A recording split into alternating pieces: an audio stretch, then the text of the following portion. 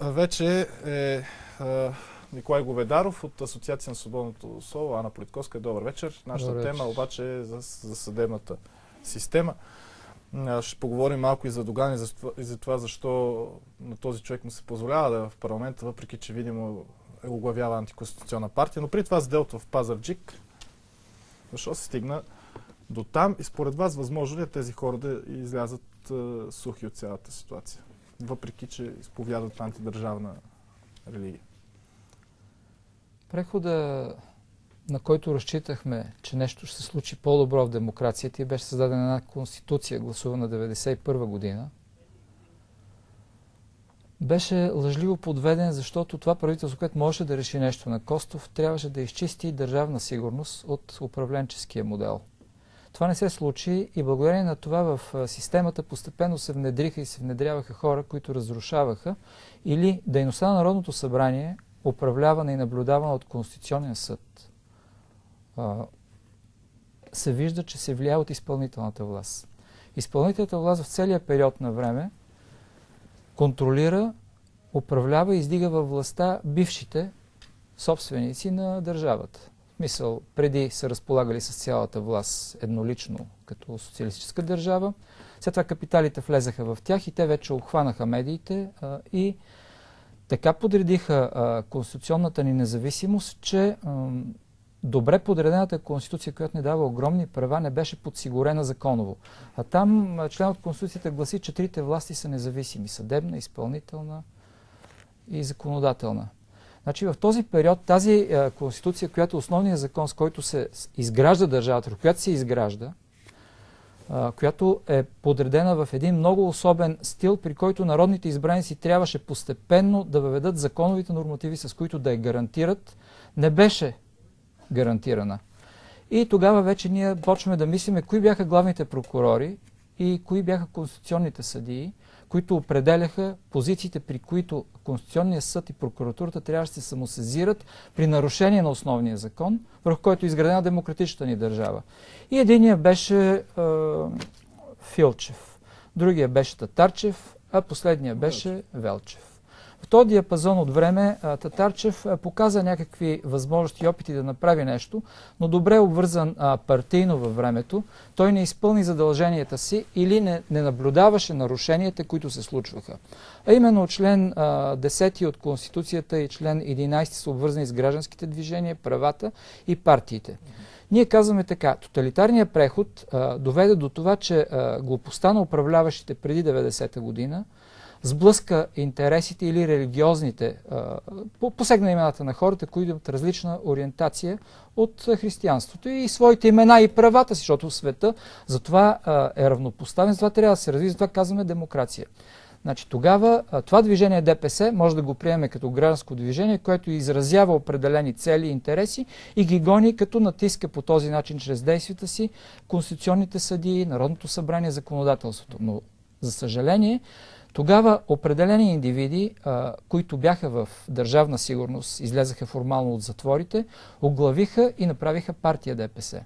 Именно това е вече момента, при който се наруши Конституцията и не се реагира тогава. Помните, вие сте млад човек, но тогава имаше огромни скандали във въздуха и постепенно във времето видяхме как тези хора бяха оголени, осветени и видяхме навсякъде, на всички нива в държавното управление, държавна сигурност.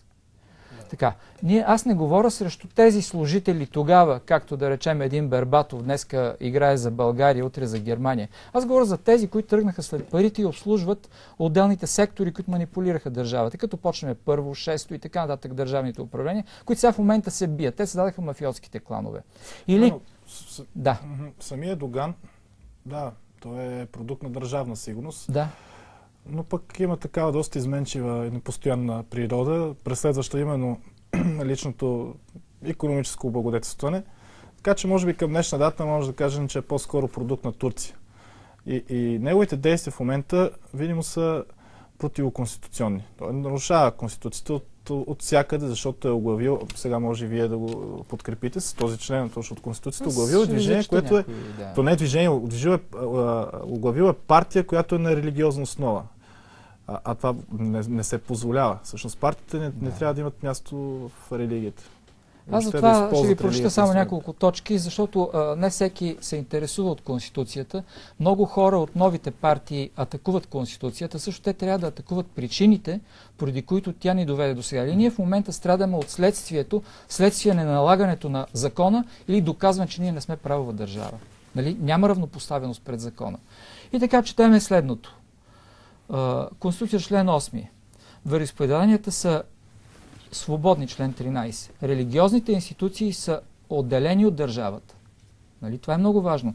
Традиционната религия в Република България е източно православно вероизповедание. Религиозните общности и институции, както и верските убеждения, не могат да се използват за политически цели. Член 11. Връщам се към партиите. Алинея 4. Не могат да се образуват политически партии на етническа, расова и верска основа, както и партии, които си поставят за цел насилствено за вземане на държавната власт. И се връщаме към това какво представлява държавата България, а член 2 гласи: Република България е единна държава с местно самоуправление и в нея не се допускат автономни териториални образования. С тези набързо подредени членове от Конституцията ние виждаме, че Конституционният съд преди всичко и контролното Народно събрание, което контролира изпълнителната власт и трябва да предлага решения, с които да допълни така, че тази Конституция да действа като контролен орган, работят срещу държавата. Или тези абсурди, или тази религиозна търпимост, която е характерна за българския народ, беше много лошо използвана. Много лошо използвана и тя вече се явява като Демоклиев меч над държавата. При нас е срината националната сигурност. Да се върнем към правовата държава и към мюсюлманските държави. Значи там държавата се управлява благодарение на нивото, на което се намират беднотия, ниско образование, фанатизъм, се управлява чрез фанатизма и чрез не идеологията, а чрез религията. И по този начин тези хора в постоянен стрес. Там нивото на живота е до толкова сведено, страха, който е това на такова ниво, в Пазарджик, и ние го виждаме и се връщаме вече към България. Дойде момента, в който благодарение на формите на управление срещу това, което е наложено в Конституцията за равнопоставено развитие, бедният народ е на това ниво, че той вече се занимава само с оцеляване. Циганите назад във времето бяха поставени без образование вследствие на реформата, без здравна система, то касае и нас, но това е едно население, което традиционно трябва да бъде поддържано на едно ниво, за да бъде подпомагано, за да навлезе като образование. Нали? Затова Европейски съюз ни налага разни правила, с които ние трябва да свършим някои работи.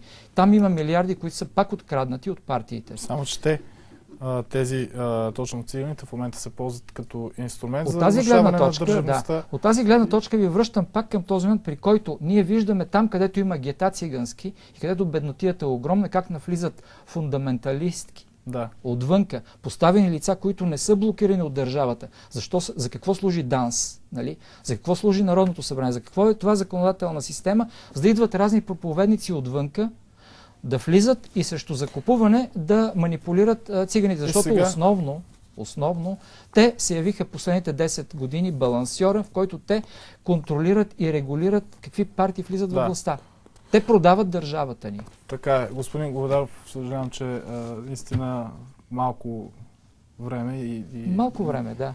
И ни изтече, но нахвърляхте важни неща и особено това, че наистина сме поставени пред условието циганите да решават как ще се развиваме. Те са поставени в мизерни условия, фундаменталисти. И те не са виновни, да. Те не са виновни. Виновни са, казвате, Народното събрание, обаче то там вече почти нищо не се решава. Решава се единствено от Министерски съвет. Министерски съвет диктува. Виждаме Народно събрание какво прави мнозинството. Въздържал се пред каквото и да било. Уважаеми зрители, сега преминаваме към една друга тема. Тъй като си говорихме за